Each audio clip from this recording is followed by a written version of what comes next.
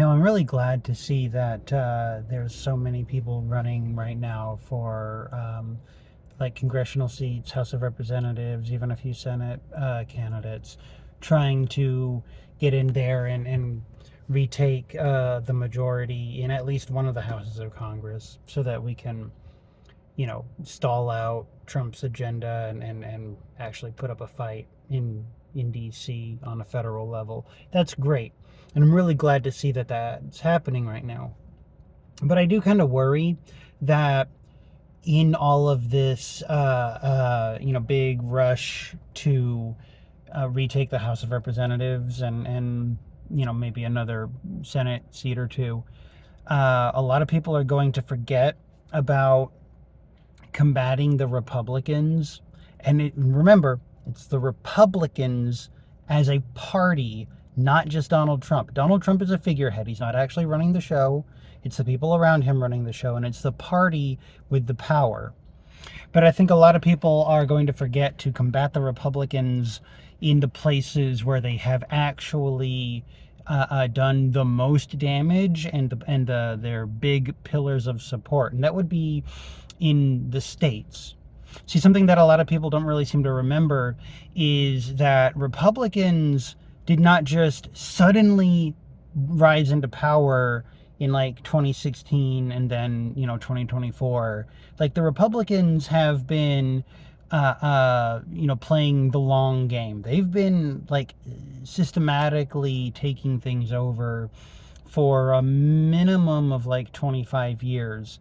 And this has been a constant plan on. They've taken over state courts, and they've taken over like counties and city councils and mayorships, and they've taken state legislatures and governorships and state officer positions, and they've been doing this for decades now, slowly, little by little. And that is kind of the big thing that a lot of people just don't really seem to either understand or remember. But really, typically speaking, probably like 60-70% of the things that you deal with in your day-to-day life actually come from a state level, state and city levels. And the majority of laws and taxes and programs and initiatives and executive orders and department directives that you actually are affected by day to day comes from your state and your city, but your state more than anything. And the Republicans have taken control of, I think, more than half of the country at this point on a state level. And there's multiple other states that are like swing states, purple states, that they don't necessarily like have a majority control, but they still have a lot of power in. And that is the big thing, right? So to all the people who are like running for federal Congress, great, good, I'm glad. Please don't stop, keep it up, try and get in there. But to everybody else out there, I really do need you to try and remember that the real power, more than anything, comes from your cities, your counties, and your state positions. So I want to encourage everybody out there, like, look, if you consider yourself a liberal or a leftist, and you are tired of like all the Republican, agenda ruining everything, then get out there and run for something yourself. Like, you don't need to be wealthy. You don't need to be well connected. Running for office is not actually as difficult as it seems. Like, a lot of the wording in like election law is kind of obtuse.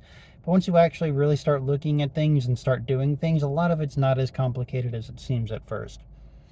And like, the big thing is, if you campaign properly, if you campaign hard, you campaign loud, and you campaign smart, even if you don't necessarily win the election for whatever position you're running for, the great thing is that your campaign on its own puts your values into the public spotlight, and it makes people more aware of the things that you're trying to run to fix. And so I want to challenge everybody out there who is, sick of the state of things to get off your butt.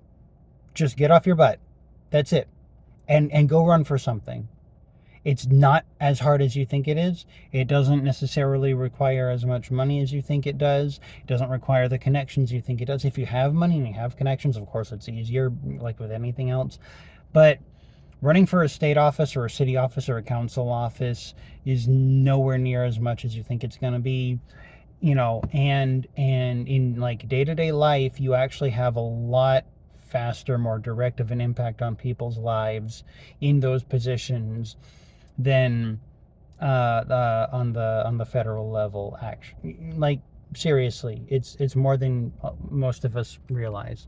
So please, get out there and run for your state legislature, run for your state officers, run for city council or mayor or county council, whatever. Get out there and make a difference that way. And I promise you, you can and will make a tremendous amount of positive change if you actually go that route.